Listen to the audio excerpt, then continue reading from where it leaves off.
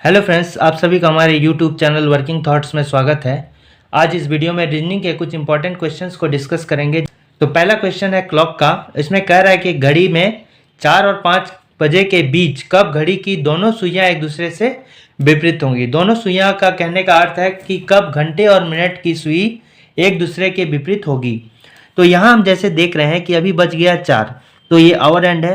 तो मिनट घड़ी, ये घंटे की सुई कब मिनट की सुई के अपोजिट होगी, जब घंटे की सुई जो है यहाँ से घूमते हुए जो है ये 10 पे आ जाएगी। 4 के विपरीत 10 है, ठीक है। 4 के विपरीत कौन है, 10 है।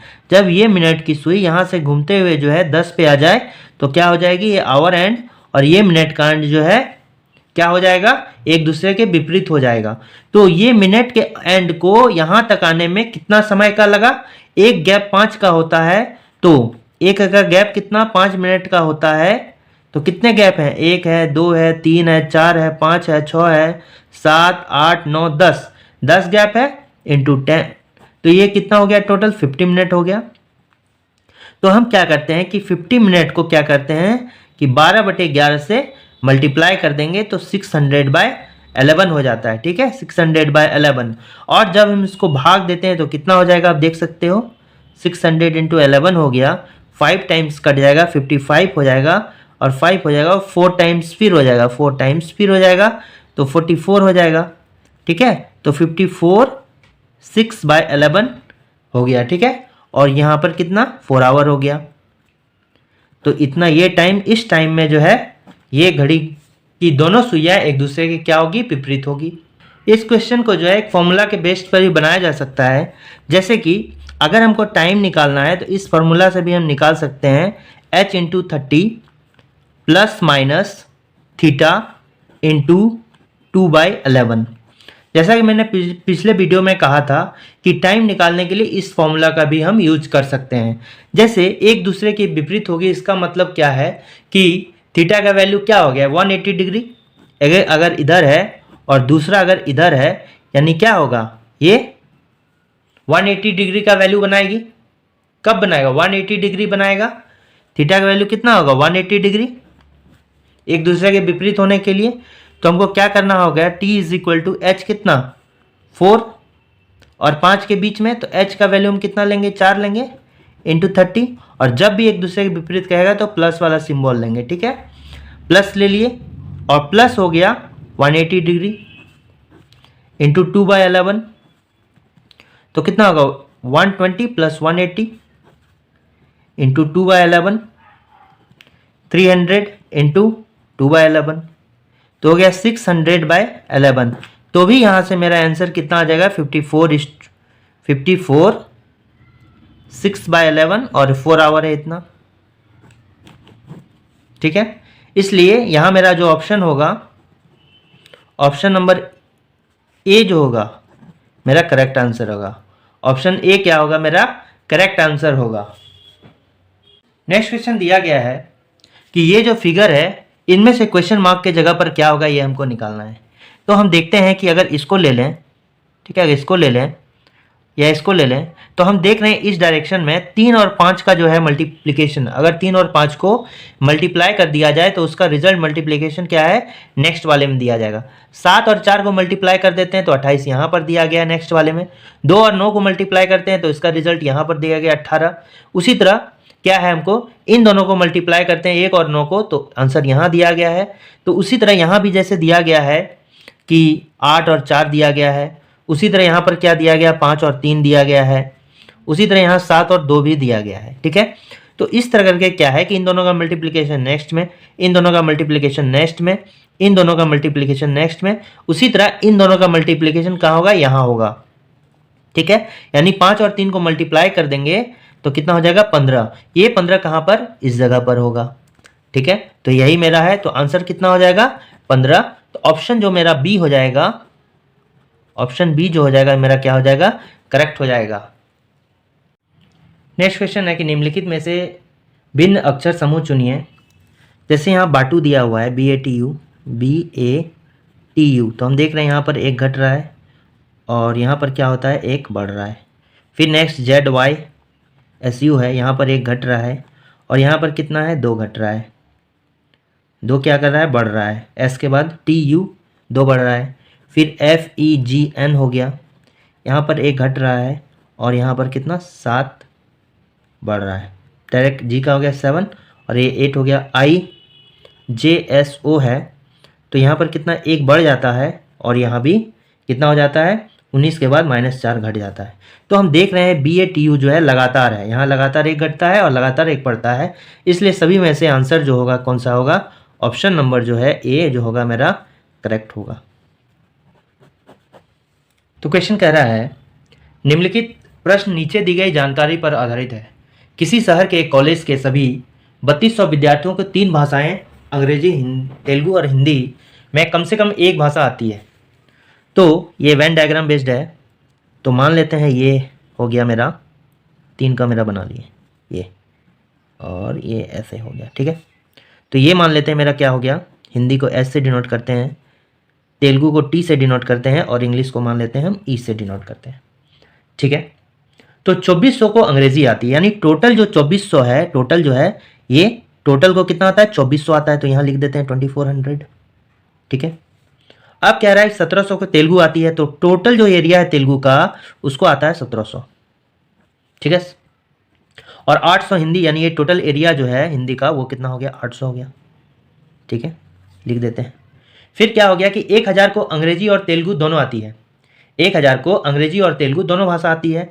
अंग्रेजी और तेलुगु यानी इंग्लिश और तेलुगु जो है दोनों भाषा आती है, यानी कि इन दोनों का जो है ये पूरा है तेलुगु और ये है इंग्लिश, तो इन दोनों का कॉमन क्या है, ये वाला है तेलुगु और इंग्लिश का। तो यहाँ पर जो है 1000 लोग हैं जो दोनों भाषा को जानते हैं, तो यहाँ पर डिनोट करते हैं 1000 लिखते हैं इसको, ठीक है। ये दोनों भाषा, ये जो एरिया है ये कॉमन 1000 का। फिर उसी तरह 500 इंग्लिश और हिंदी, इंग्लिश और हिंदी 500, यानी ये एरिया कॉमन है इंग्लिश और हिंदी में, उसी तरह यहाँ लिख देते हैं 500, ठीक है। उसी तरह ये एरिया भी, यहाँ भी एक एरिया है, तो ये जो कॉमन है हिंदी और तेलुगु वाला ये कितना है, हिंदी और तेलुगु का 300, तो ये एरिया जो है कितना है 300 है, तो लिख देते हैं 300, ठीक है। ये 300 है तो लिख दिए 300।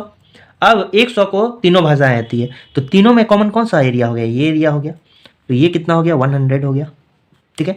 जब ये 100 हो गया, ये टोटल 500 था तो ये कितना हो गया 400 हो गया, ठीक है। ये टोटल 300 था तो ये कितना हो गया 200 हो गया, ठीक है, ठीक है। ये टोटल 1000 था तेलुगु और इंग्लिश का, तो ये 100 हो गया, तो ये कितना हो गया 900, ठीक है। तो अब ये एरिया तो निकल जाएगा। टोटल अगर 1700 है तेलुगु का और एक्स्ट्रा 200, 300 और 900 1200, तो ये कितना हो गया 500 हो गया, तब ना 1700 का 200 300 प्लस 900 1200 और 500 1700 हो गया। उसी तरह इंग्लिश का 2400 होना चाहिए, तो ये इंग्लिश का एरिया ये है 900 100 1000 1400 और ये कितना हो गया, तो ये कितना हो गया 1000 हो गया। 2400 होना चाहिए, तो 900 100 1000 प्लस 400 1400 और प्लस 1000 कितना हो गया 2400, तो 2400 है। फिर ये कितना होना चाहिए 800 होना चाहिए, तो 400 100 500 500 और 2 700, तो यहाँ कितना होना चाहिए 100 होना चाहिए, तभी 800 के बराबर होगा। तो ये मेरा टोटल जो ये एरिया है वो कवर हो गया। तो यहाँ बोल रहा है कि कितने को तीनों में से एक भी भाषा नहीं आती। तो टोटल मेरा कॉलेज में कितना 3200 विद्यार्थी पढ़ता है, तो अगर सम करके 3200 आ गया तो मेरा क्या हो गया, एक भी विद्यार्थी नहीं, ऐसा नहीं है कि भाषा कोई भी नहीं जानता है। अगर नहीं आया तो कुछ विद्यार्थी ऐसे होंगे जो भाषा का ज्ञान इन तीनों भाषाओं में से कोई किसी का भी भाषा का ज्ञान नहीं है। तो हम ऐड कर लेते हैं 100 200 300 प्लस एक 400 4 800 800 प्लस 500 1300 1300 और 900 2200 और 1000 3200। तो टोटल मेरा जो यहाँ है 3200 है, ठीक है भैया। टोटल मेरा कितना हो गया 3200 हो गया। अब 3200 जो है और यहाँ भी टोटल विद्यार्थी कितने हैं 3200, यानी डिफरेंस कितना हो गया 0 का, यानी एक भी ऐसा विद्यार्थी नहीं है जिसको तीनों में से कोई भी भाषा नहीं आता है। तो यहाँ ऑप्शन नंबर जो ए होगा पहला का, ये क्या होगा करेक्ट आंसर होगा 0, मतलब सभी को भाषा का ज्ञान है, एक भी ऐसा नहीं है जिसमें से जिसका भाषा का ज्ञान जिनको नहीं है, ठीक है। नेक्स्ट मेरा क्वेश्चन कहा गया कि कौन सा आरेख महिला कथाकार मिथ्यावादी पदों में संबंध को श्रेष्ठतम रूप से दर्शाता है। तो मिथ्यावादी पद मतलब जो झूठ सच बोलते रहता है, जिसमें प्राउड बहुत ज़्यादा है, ठीक है। तो महिला एक कथाकार भी हो सकता है और महिला एक मिथ्यावादी भी हो सकता है, घमंडी भी हो सकता है, और कथाकार जो है एक मिथ्यावादी भी हो सकता है, यानी तीनों आपस में क्या है कोरिलेट है। यानी कोरिलेशन वाला कैसे बनाते हैं, इस टाइप से बनाते हैं, जो एक दूसरे में थोड़ा थोड़ा गुण है, ये भी एक दूसरे के साथ कॉमन है, ये गुण जो है कॉमन है, और ये भी एक दूसरे के साथ कॉमन है। यानी इसमें क्या हो जाएगा, कौन सा आरेख महिला कथाकार मिथ्यावादी पदों को श्रेष्ठतम रूप से दर्शाता है, तो इसका सही आंसर हो जाएगा ऑप्शन नंबर सी, करेक्ट। ठीक है, क्योंकि तीनों एक दूसरे में अंदर, कोई एक महिला कथाकार भी हो सकता है, वो महिला झूठी भी हो सकती है, घमंडी भी हो सकती है, और घमंडी एक कथाकार भी हो सकता है, इसलिए ऑप्शन नंबर सी क्या होगा, वो मेरा करेक्ट होगा। मेरा नेक्स्ट क्वेश्चन कह रहा है कि धार्मिक विचारों वाले और ईश्वर से डरने वाले लोग धोखा नहीं देंगे। यहाँ पर क्या धार्मिक विचार वाले लोग जो है और ईश्वर से डरने वाले लोग धोखा नहीं देंगे, ये स्टेटमेंट क्या है, ये सही मान के चलना है। इस पर निष्कर्ष बताया गया है कि धोखा देने वाले लोग नास्तिक होते हैं। ये बिल्कुल गलत स्टेटमेंट है, क्योंकि धोखा देने का नास्तिक और आस्तिक से कोई भी संबंध नहीं है। कभी कभी नास्तिक लोग भी धोखा देते हैं, आस्तिक लोग भी धोखा दे देते हैं, इसलिए ये बात क्या है, बिल्कुल गलत है। लेकिन ये सही है कि अगर स्टेटमेंट में कहा गया है कि धार्मिक विचारों, तो धर्म से ही सद्गुण बनता है, सद्गुण माने अच्छा गुण, धर्म से अच्छा गुण बनता है, अच्छा गुण वाले लोग धोखा नहीं देंगे। ठीक है, ये स्टेटमेंट में सही है, और इसीलिए निष्कर्ष दूसरा में कहा गया है कि धर्म जो है सद्गुण को बढ़ाता है, इसलिए क्या हो जाएगा, बिल्कुल सही होगा, क्योंकि धार्मिक विचार वाले यानी सद्गुण वाले लोग जिसमें अच्छे गुण हैं वो धोखा नहीं देंगे, और धर्म सद्गुण को विकसित करता है, ये सही बात है, इसलिए क्या हो गया, सही हो गया, इसलिए ओनली बी इज करेक्ट। केवल जो है बी अनुसरण करता है। नेक्स्ट मेरा कह रहा है कि यदि स्टूडेंट को के लिए, स्टूडेंट लिखा गया है STUDENT, स्टूडेंट के लिए N है, V है, PF, ठीक है, ZPO है, तो S का कितना होता है, 19 होता है, ये कितना होगा 20, 21, 4, 5, 14, और ये कितना हो गया 20, ये हो गया 14, ये हो गया 22, P का कितना होता है 16 हो गया, F का हो गया 6 हो गया, Z का 26 हो गया, P का कितना हो गया OP यानी 16, और ये हो गया 15। तो आप देख सकते हो यहाँ पर कितना गया, 5 माइनस हो गया, यहाँ भी मेरा कितना हो गया 2 ऐड हो गया, ठीक है, और यहाँ मेरा कितना हो गया 5 मेरा माइनस हो गया, फिर यहाँ पर कितना हो गया 2 ऐड हो गया। तो ये क्या करता है, एक में 5 ऐड होता है, एक में 5 माइनस हो जाता है, और एक में 5, तो पहला वाला में क्या हो गया -5 हो गया, फिर दूसरे वाले में क्या हो गया +2 ऐड हो गया, इसी तरह इसमें -5 ऐड हो गया, घट गया, और इसमें 2 ऐड हो गया। तो इसी तरह हमको टीचर के लिए क्या लिखना है, जैसे टीचर लिखना है CHER है, तो टीचर हम क्या करेंगे, इसमें -5 कर देंगे, फिर यहाँ +2 कर देंगे, फिर से -5 कर देंगे, फिर यहाँ +2 कर देंगे, फिर से यहाँ -5, ये +2, और ये कितना हो गया -5। तो 20 -5 15, 15 किसका होता है, O का होता है। EFG हो गया, 2 ऐड कर दिए, तो A में अगर -5 कर दिए तो कितना हो गया, एक में अगर -5 कर दिए तो कितना पीछे चल जाएगा, ठीक है, तो कितना पीछे चल जाएगा, Z हो जाएगा, Y हो जाएगा, फिर क्या हो जाएगा, X हो जाएगा, W हो जाएगा, V हो जाएगा, OGV, ठीक है, फिर यहाँ पर कितना आ जाएगा, C में 2 ऐड कर दिए तो D आ गया, कितना आ जाएगा, C में अगर 2 ऐड कर दिए तो मेरा यहाँ पर CDE आ जाएगा, फिर यहाँ 5 माइनस कर दिए, 8 में 5 गया, 3 आ गया, फिर E में क्या करती है 2 ऐड कर दिए, तो E में अगर हम 2 ऐड कर देंगे तो कितना आ जाएगा, G आ जाएगा, फिर R में ये कितना हो गया 13 हो जाएगा, यानी कि M हो जाएगा। तो आप देख सकते हो कि ये हो जाएगा 18 - 5 हो गया, M हो गया, तो M हो गया, ये G हो गया, C हो गया, E हो गया, फिर V हो गया, फिर G हो गया, E आ गया। तो ऑप्शन नंबर A में जो है ये करेक्ट आंसर है, ऑप्शन नंबर A जो है ये करेक्ट आंसर है इसमें।